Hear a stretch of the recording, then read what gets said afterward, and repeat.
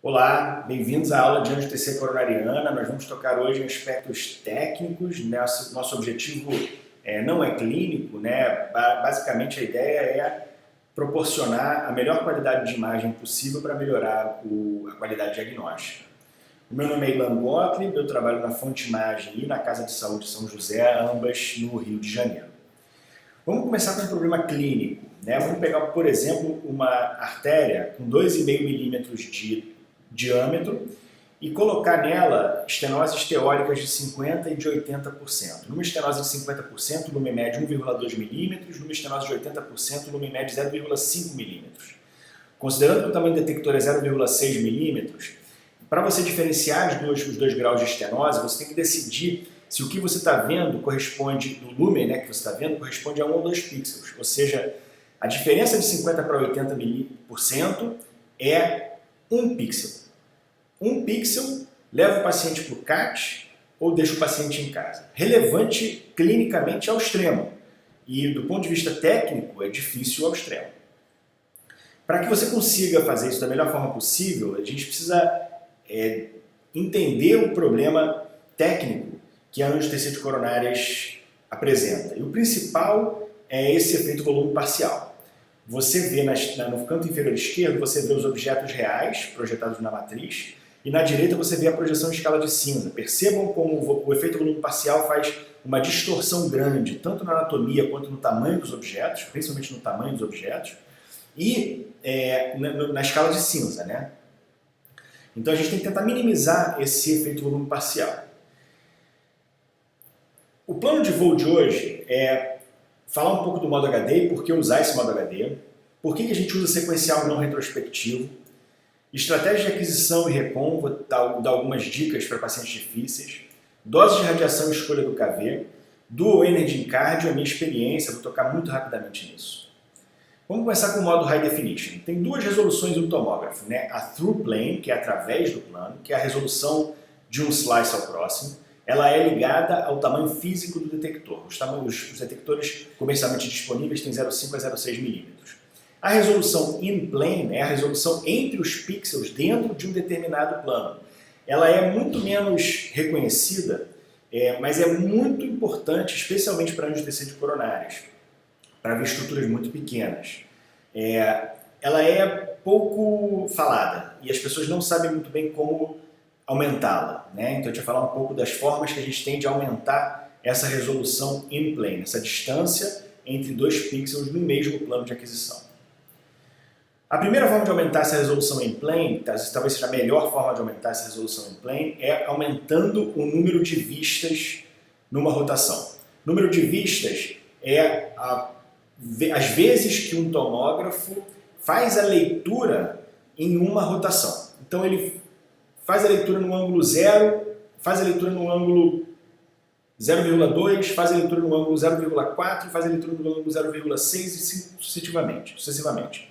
No modo normal, como os tomógrafos que estão aí disponíveis, geralmente fazem 800 a 900 vistas por rotação. O modo HD proporciona 2.000 vistas por rotação, eu acho que é um pouco mais, é 2.300 vistas por rotação, se eu não estou enganado. Praticamente 3 vezes o número de vistas normais. O preço que eu pago para isso é o sinal ruído, né? Porque tendo mais vistas, eu tenho menos tempo dos fótons acumularem no detector e fazerem um sinal alto. Porque como é que funciona isso, né? Vamos aqui para o canto inferior esquerdo. O que limita os tomógrafos normais, que não têm esse modo HD bem bom, fazerem essas vistas a mais? Afterglow é aquele flash, quando o fóton bate no detector ele faz um flash, o flash ele é digitalizado e mandado para o computador.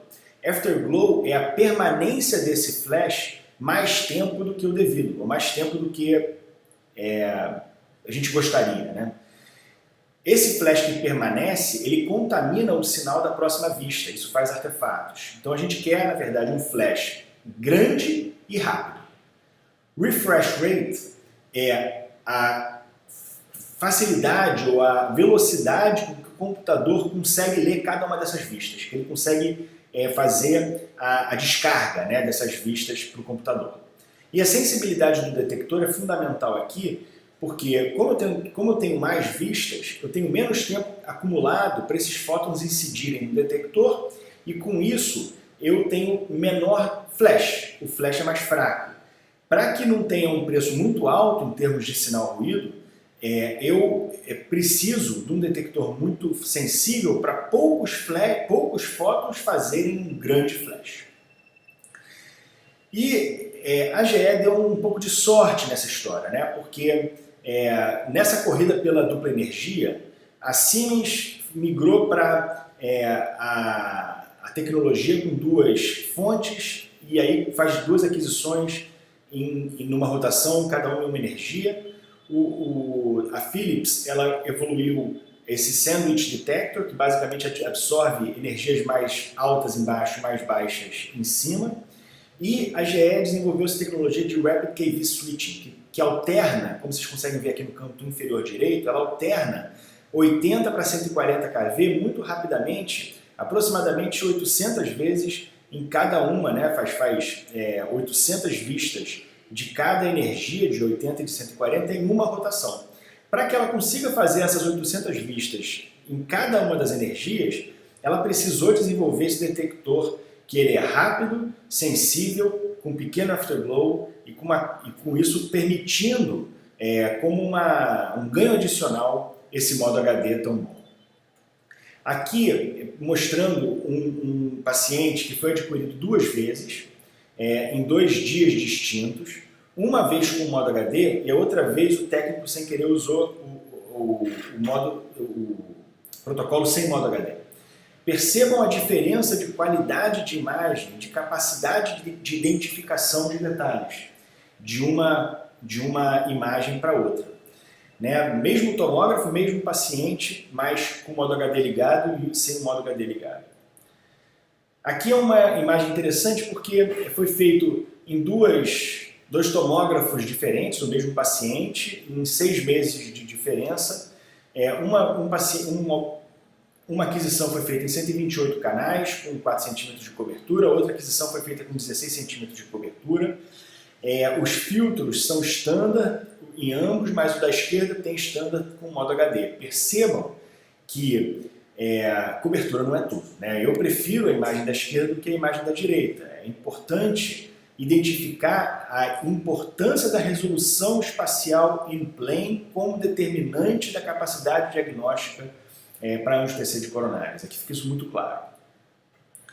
Mudando um pouco de assunto, a gente vai falar agora de aquisição axial versus a helicoidal.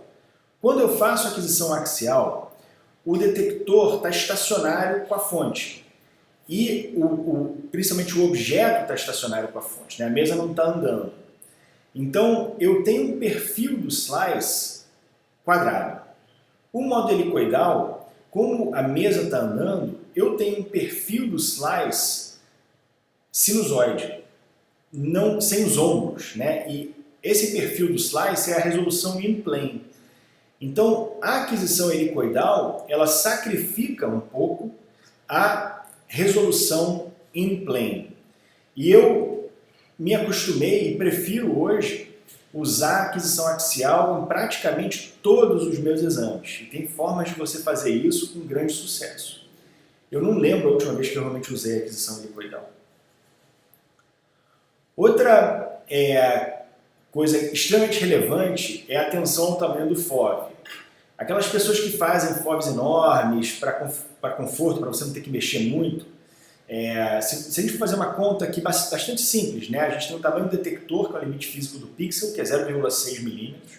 Tem a matriz de 512, a matriz também é fixa, porque aumentar a matriz para 1024 não é prático, né? Os tomógrafos até permitem, mas não é prático, porque o Pax começa a ficar sobrecarregado muito rápido. O tamanho máximo teórico do FOV de reconstrução seria 0,6 por 512, é uma conta que dá 30 centímetros.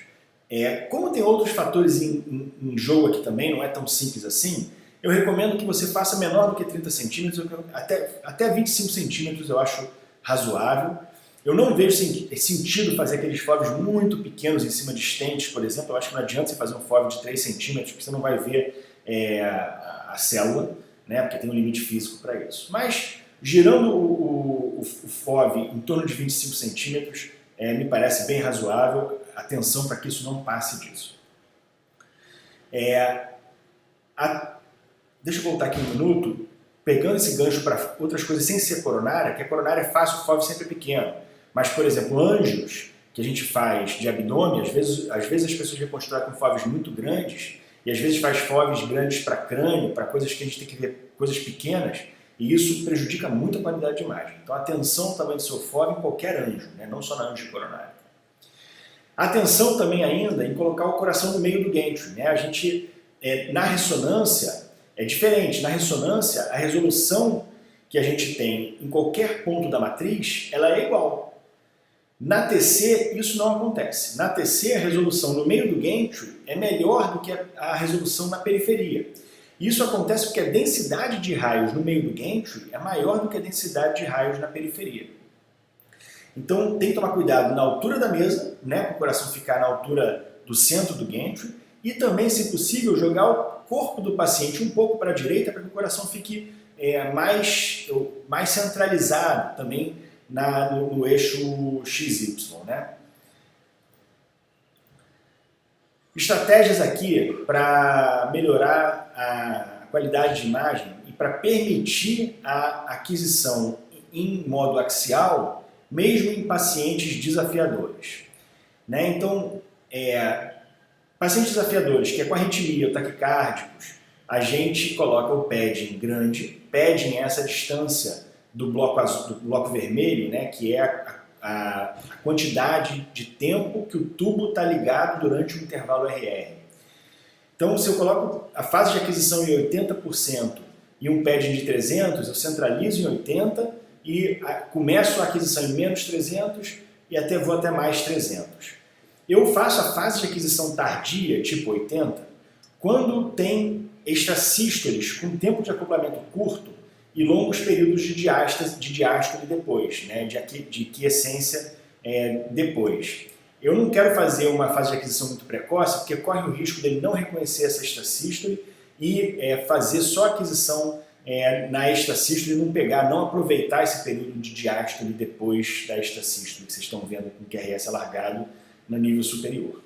Aqui no nível inferior, é um paciente com fibrilação atrial e a estratégia que eu faço geralmente é aumentar o padding para 300, que é o máximo 300, e faço a fase de aquisição de 50%. Eu centralizo na metade do RR médio e ele vai adquirir em determinadas, idealmente durante todo o RR, eu depois faço reconstruções em snapshot freeze, que não é o objetivo da aula aqui, mas eu faço reconstruções em snapshot freeze em diástole e sístole. Às vezes você nem precisa usar o snapshot freeze, porque o snapshot freeze tem por si só artefatos, então se puder não usar é melhor, mas ele é bem útil em determinados momentos. Falando um pouquinho sobre voltagem e amperagem. Então, a voltagem determina a energia, ou a penetrância do feixe. Ela está relacionada de forma exponencial à dose de radiação, enquanto a amperagem determina a densidade do feixe de fótons e está relacionada de forma linear à dose de radiação. O laser é um exemplo de uma luz com muita voltagem e pouca amperagem. Ele é muito penetrante, ele vai muito longe, mas a densidade de fótons é pequena. Já uma lâmpada, uma lanterna LED, por exemplo, é o exemplo de uma luz com uma amperagem muito alta, mas a voltagem, a penetrância não é tão alta, ela é curta, ela termina curto, mas ela é bastante ampla. Ambas, tanto a voltagem quanto a amperagem, melhoram o sinal ruído do paciente. As vantagens de fazer a aquisição com voltagens mais baixas é que quanto mais baixa é a voltagem, mais próximo do keV do iodo você fica. O keV do iodo é aproximadamente 40 keV, né? Acho que é 43 keV. Então, se você faz uma aquisição com voltagem mais baixa, a densidade da coluna de contraste fica mais alta, porque o iodo absorve mais o raio.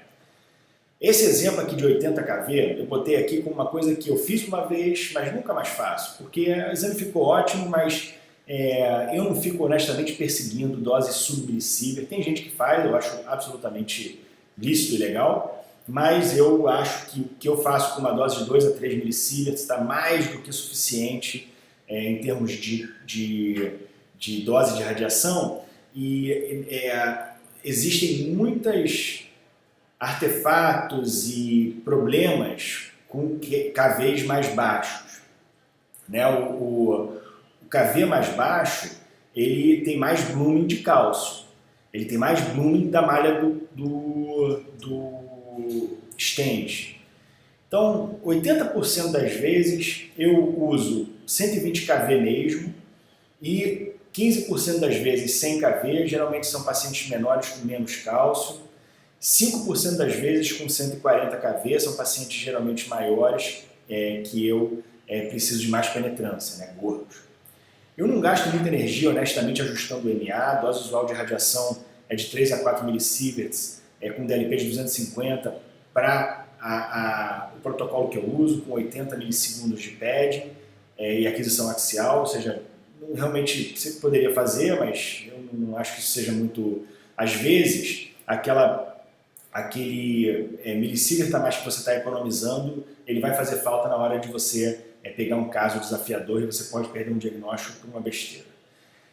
Falar um pouco de DSI em cardio, né?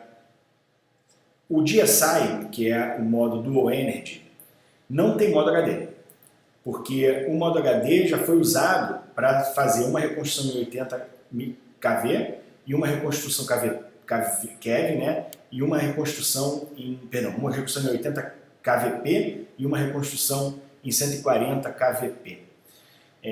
Então eu perco o modo HD. Tem muitos artefatos desse modo Dual Energy, ele não exclui o cálcio com muita acurácia.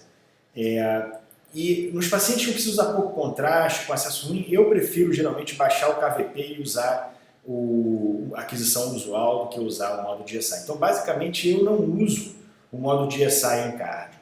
Tem gente que faz estresse em cardio que talvez valesse a pena fazer esse modo DSI. Eu não faço e, enfim, não é uma coisa que eu uso muito. Eu uso para outras aplicações em vascular geral, especialmente TEP, venosas abdominais. Eu realmente uso bastante o DSI. Mas em cardio não uso. Então, algumas conclusões, né? Primeiro, trash in, trash out. Atenção à técnica é fundamental em um exame de detalhes. Se você coloca uma qualidade de imagem ruim, não interessa quantos casos você já leu, não interessa se você já tem 20 anos de experiência, você vai errar o diagnóstico porque a imagem não permite análise. Uso rotineiramente o modo HD, faz parte do meu protocolo, eu uso na enorme maioria dos casos, com algumas exceções, pacientes muito gordos e com pouco cálcio, eu prefiro desligar o modo HD para ganhar mais sinal ruído. Eu não lembro a última vez que eu usei aquisição helicoidal, honestamente, eu raramente uso isso. Muita atenção às pequenas coisas no dia a dia do exame. Então, a altura da mesa, centralização do paciente, tem que perguntar se o isordil está dissolvido, a gente está vendo coisas muito pequenas, né? Então é importante a dilatação coronariana. Frequência cardíaca, o controle dela é fundamental. O planejamento da aquisição baseado nas extrasístoles é importante, então você já tem a leitura das extrasístoles nas apneias anteriores, tanto no topograma quanto no score de cálcio. A apneia do score de cálcio me ajuda muito no planejamento da angio-TC. E eu sempre oriento o paciente a não fazer valsalva, né? Porque valsalva diminui o fluxo de contraste para dentro do coração e isso deixa o exame mais lavado. A dose máxima de um exame step and shoot do protocolo que eu uso, 120 kV com pad de 80 milissegundos, é mais ou menos 3,4 millisieverts. Eu realmente recomendo não perder diagnósticos para economizar 1 milisievert. Às vezes, você consegue fazer em 80% dos casos, você consegue baixar o MA para deixar o exame um pouquinho mais ruidoso e menos dose, mas em 20% dos casos vai ter uma coisa desafiadora, que você vai precisar de um filtro mais duro, o ruído vai te dificultar a análise de determinada placa, então eu acho que você não deve perder diagnósticos para economizar uma coisa tão pequena. Irrelevante do ponto de vista clínico, né? Irrelevante. Um trabalho que recentemente foi publicado da competência de angio-TC para você aprender angio-TC de coronárias, precisa de 750 exames lidos, sendo 400 alterados, ou seja, isso foi publicado agora em 2021, ou seja, nada substitui, obviamente, a experiência, é importantíssimo eu acho, na minha opinião, em aprender a fazer aquisição. Então, os médicos deveriam, se não 100% dos casos, mas deveriam saber como fazer um exame na máquina, né? Não deveria deixar isso delegado exclusivamente ao técnico. Com isso, eu queria agradecer muito a atenção de todos e desejar a todos muita saúde e até a próxima.